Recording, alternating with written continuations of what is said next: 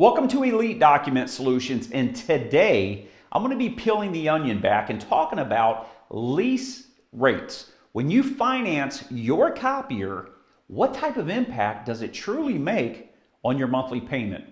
Now there's a few things that you need to know. Obviously, you want to know what is that unit actually costing us to finance it. Today, we're just going to use $10,000 as our simple math.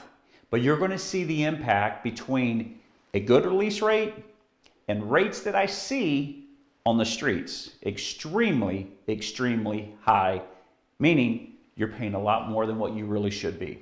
I'm breaking this down to 3 different terms.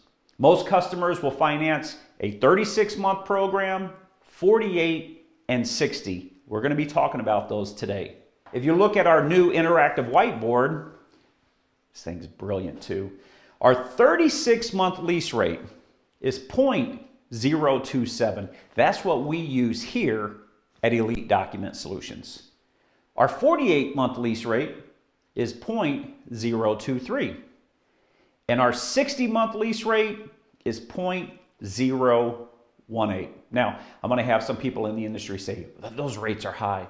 They're actually very competitive. But I'm going to show you what true rates I see on the streets, and they're so much higher. They're normally about 20% higher than our lease rates. Now, you can only imagine how much more your payment's going to be, because I'm going to show you based on leasing $10,000. You should always know there's 3 areas that really come into play when you lease a copier. Number 1, you have your equipment cost, and that's what you're going to finance. Number 2, do you have any existing buyouts that your vendor is rolling back in to your lease contract? You should always know how much are they rolling in to your new lease contract. And number 3 is the lease rate.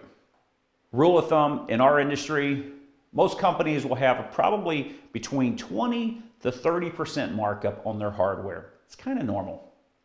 But now when I see lease rates, when they're inflated 20 to 30%, you can see how much more you're actually spending than what you should be.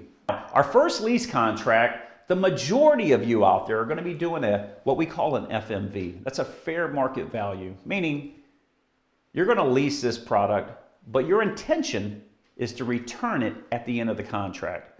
I would say 98% of our customers utilize this type of process. Now we're basing our numbers today on $10,000. So when you ask your vendor, how much is this equipment?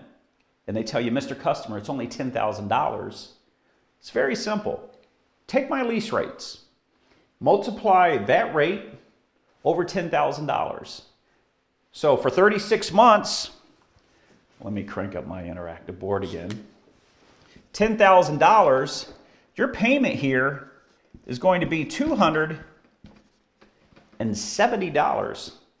For a 48-month term, your payment is going to be $230, because again, we're going to multiply this lease rate times $10,000. That's how much you should be paying.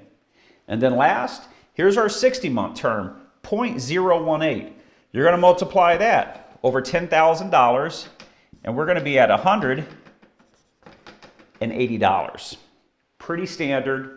There's no buyouts in this. It's just strictly your equipment cost. It's so important to know that. I'm going to show you the rates that I see in the field, and I'm going to show you the difference. And over the term of the contract, you're going to see how many thousands of dollars more you're going to be spending just because of a simple lease rate.